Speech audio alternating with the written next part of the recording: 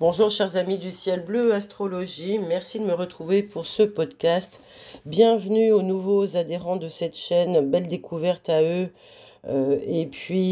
Aujourd'hui donc nous nous retrouvons pour le podcast de la pleine lune qui j'espère sera assez court. Alors pour qu'il soit court, j'ai décidé de m'intéresser à trois pôles qui me paraissent primordiaux pour l'interprétation de cette pleine lune. Avec toujours la mise en garde à vous faire, en rappel, même si j'oublie la plupart du temps, de ne pas vous attacher uniquement à interpréter les lunaisons comme des horoscopes journaliers que l'on écouterait dans sa voiture avant d'aller travailler. Non, la lunaison, c'est quelque chose de plus profond, qui doit être pénétrant, qui doit aller dans vos profondeurs et qui doit se mettre au contact de votre moi supérieur, de votre divin. Donc c'est quelque chose dont il faut vous imprégner et qu'il faut utiliser avec sagesse. Voilà. Parenthèse faite, enfin tout au moins pour ce que je vais pouvoir moi en dispenser. Parce que sinon, si on reste au niveau, on va dire, plus basique, ça ne sert à rien et on ne fait pas le lien. C'est aussi simple que ça. C'est pas intéressant à ce niveau-là.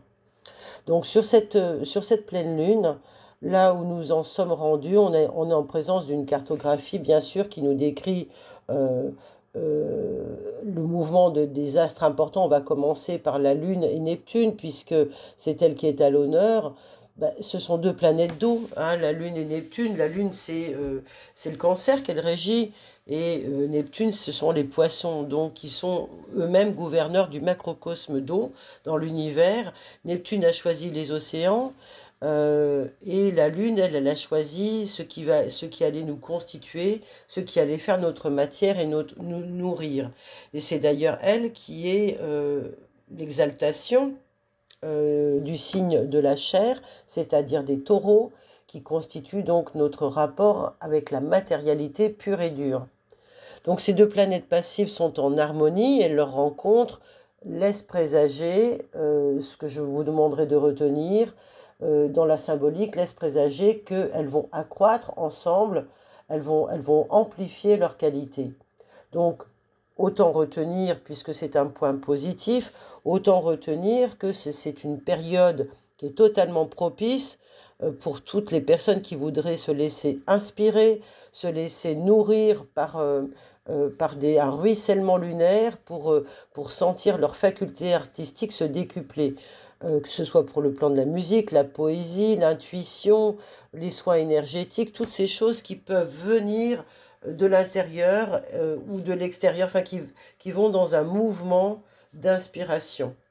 C'est un sas aussi qui nous permet, qui s'ouvre là, c'est un portail qui nous permet de nous laisser, on va dire, enivrer par quelque chose qui va être une jouvence divine. Hein, j'ai envie de dire, c'est comme si on se laissait happer par le grand manteau bleu de la Vierge Marie, et c'est peut-être même celui qu'il va falloir garder sur le dos, je pense, pour cette lunaison et à partir de cette lunaison. Je vais m'expliquer.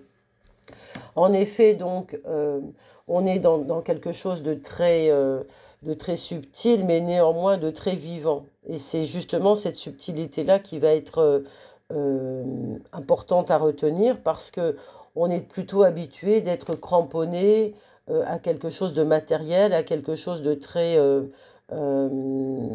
égotique, de très visible aussi.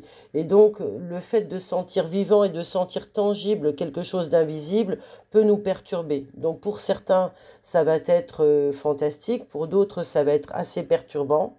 De se dire, mais finalement, qu'est-ce qui est le plus réel dans tout ça? Est-ce que c'est ma partie non visible? Est-ce que je ressens et ce vers quoi je me sens appelée, qui a l'air d'être immuable? Ou, à contrario, est-ce que c'est plutôt ce que j'ai construit, bâti, mis dans la matérialité, l'orgueil, on va dire que je peux en avoir parce que j'ai compris comment il fallait faire avec la matière. Voilà, c'est la question, c'est le dilemme qui va être posé, entre autres, à partir de cette pleine lune. Mais pour tous ceux qui seraient plus enclin à trouver, à se laisser aller par cet appel de l'énergie, on va dire, lumineuse, inspirante. C'est une belle occasion justement pour développer tous les dons, tous les arts et de prendre connaissance justement de ce qui nous anime au plus subtil de notre être. Donc si vous pouvez vous en saisir pour ceux qui seraient à la rencontre de ceux-là qui ne seraient pas encore vraiment au contact de ces parts d'eux-mêmes, eh bien je vous invite vraiment à vous servir de ce portail, de cette invitation pour aller dans l'exploration, aller rencontrer votre être divin intérieur et le nourrir et ne plus jamais le lâcher, hein, si j'ose dire. Voilà. Donc, revenons à cette lune qui régit la matière donc par son exaltation dans le signe de la chair, comme je l'ai dit.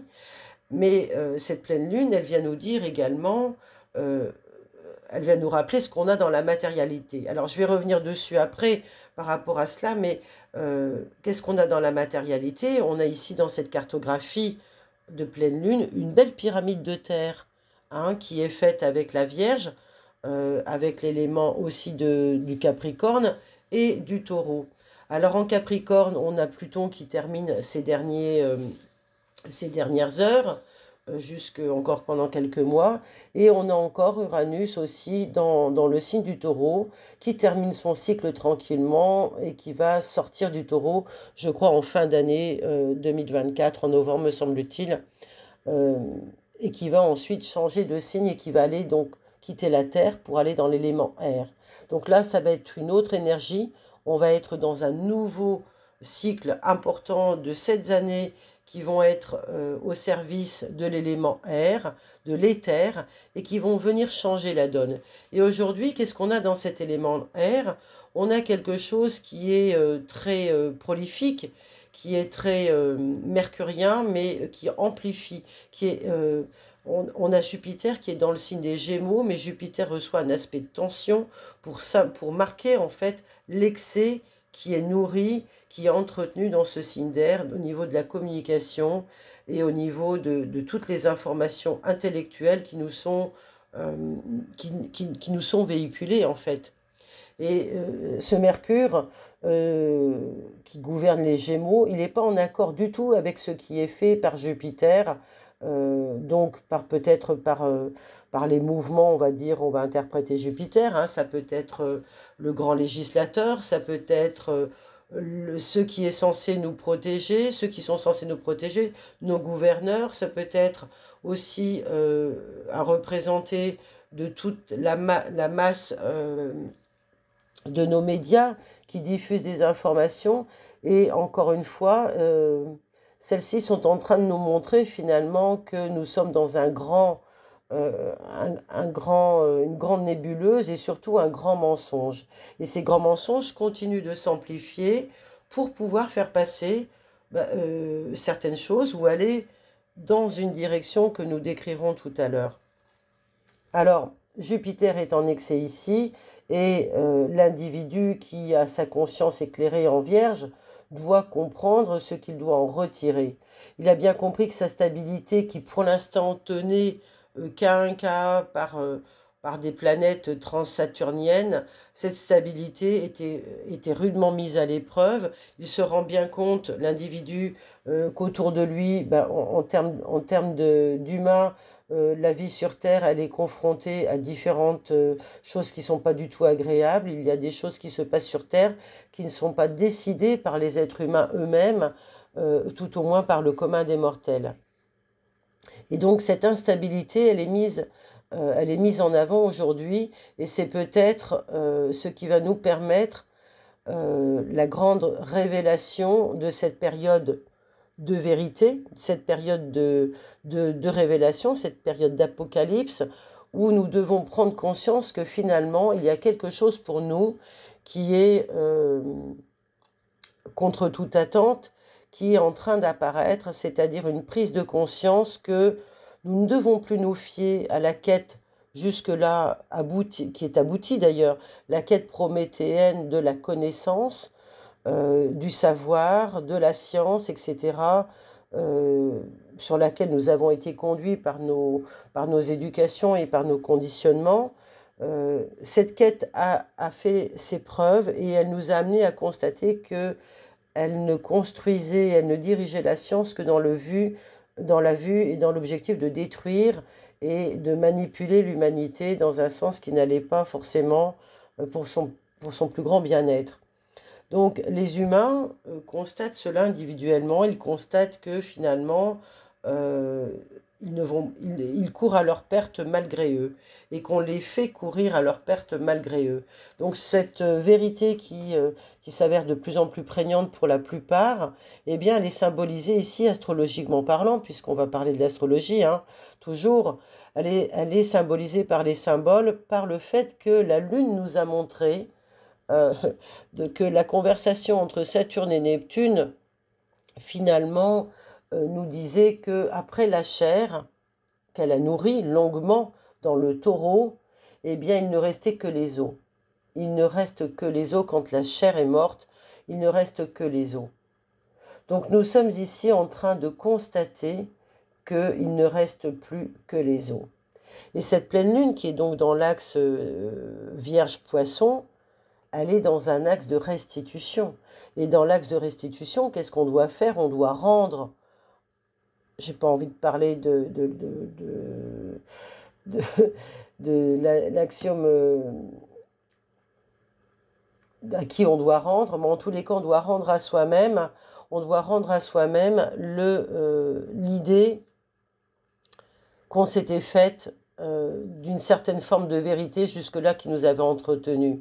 Et entretenu, c'est vraiment entre Saturne et Neptune que la Lune est tenue. Donc elle est vraiment tirée par des forces sombres qui sont en train de la faire mourir pour aller vers quelque chose, où elle voudrait aller vers quelque chose de plus grand qu'elle, de plus nourricier, de plus harmonieux pour elle, qui est Neptune. Elle essaye d'aller là, elle essaye de nous montrer ce chemin-là, de se relier à quelque chose finalement de divin. Mais en même temps, la Lune, elle est reliée à notre inconscient et elle nous demande de comprendre pourquoi nous en sommes arrivés là. Qu'est-ce qui a fait que nous arrivons de cette façon-là à notre perte? Voilà pour moi, d'une façon très générale, ce qu'on peut comprendre de cette pleine lune. Quel est le soulèvement qui est empêché aujourd'hui? Quel est dans cette invitation à nous relier à notre part divine et à l'incarner sur Terre, eh bien, force est de constater que nous sommes appesantis par notre sort, par notre noirceur, par notre karma, par notre conditionnement, par notre lourdeur, mais que cette lourdeur-là, elle est, somme toute, entretenue elle-même par des forces qui sont des forces sombres, qui sont les forces qui sont l'opposé de la lumière, et partout où il n'y a pas de lumière, il y a de l'ombre. Donc ça, c'est quelque chose qui est vraiment mis en avant aujourd'hui. Partout où il n'y a pas d'amour, partout où il n'y a pas de lumière, il y a de l'ombre. Et la scène internationale où s'entretuent, où s'ébattent des nations entre elles pour des pouvoirs et pour entretenir des guerres, etc., etc. C'est vraiment le théâtre et le lieu de démonstration que nous sommes en présence de tout un environnement de noirceur sur lequel la lumière n'a pas encore fait son travail. Et pour qu'elle puisse le faire, il y a quand même un message qui nous est envoyé par nos étoiles. J'ai envie de dire, eh bien, il faut que chaque individu qui doit mettre bas son ego égocentrique, son ego matérialiste, eh bien, cet ego-là, maintenant, il doit changer son système de valeurs. Il doit comprendre que la beauté ne réside pas en quelques biens matériels que nous pourrions posséder en plus de quelques autres, mais que simplement cette beauté matérielle, si nous voulons la conserver, si nous voulons la préserver, il faut que nous œuvrions ensemble pour le bien commun. Et le bien commun, c'est de revoir notre système de valeurs, chacun à notre porte, puisque Vénus, qui elle va être la parole la plus élevée, qui va rejoindre dans l'astral, qui va rejoindre Neptune, qui va rejoindre Dionysos pour nous aider à retrouver notre unité, elle va nous demander de nous servir de ce grand manteau bleu que je vous ai invité à recouvrir tout à l'heure, pour rejoindre Neptune. D'ici quelques mois, elle va devoir faire un chemin, peut-être le chemin du rosaire, pour aller jusque-là, préserver l'humanité de ce qui va inconsidérablement et inéluctablement se produire à partir de l'année prochaine, lorsque Neptune entrera en Bélier. Lorsque Neptune va entrer en Bélier, il va mettre en place des choses qui pourront s'initialiser si les forces obscures n'ont pas été freinées d'ici là. Elles vont avoir libre cours de mettre en place des formes de pouvoir et de gouvernance extrémistes, comme celles que nous connaissent certains grands pays de ce monde actuellement. Ces formes de pouvoir vont s'étendre aussi aux autres civilisations, aux autres continents. Et si nous n'aurions pas aujourd'hui les forces qui sont en présence obscure et destructive de nos civilisations et de nos nations, hein, puisque là, il nous est demandé effectivement de préserver nos eaux. Mars en Cancer nous demande de préserver notre nation, nos nations, toutes nos nations. Mars est en trigone avec Saturne, donc là, il est vraiment en train de voir qu'est-ce qui peut être préservé. Voilà, ça sera la véritable transmutation de Vénus, qu'il va falloir prendre le bon chemin maintenant pour que nous puissions nous préparer à ce que la rentrée de mars prochain, quand le Soleil et quand Neptune vont être en Bélier, vont permettre. N'oubliez pas que c'est la loi cosmique de l'amour qui est la plus grande que tout.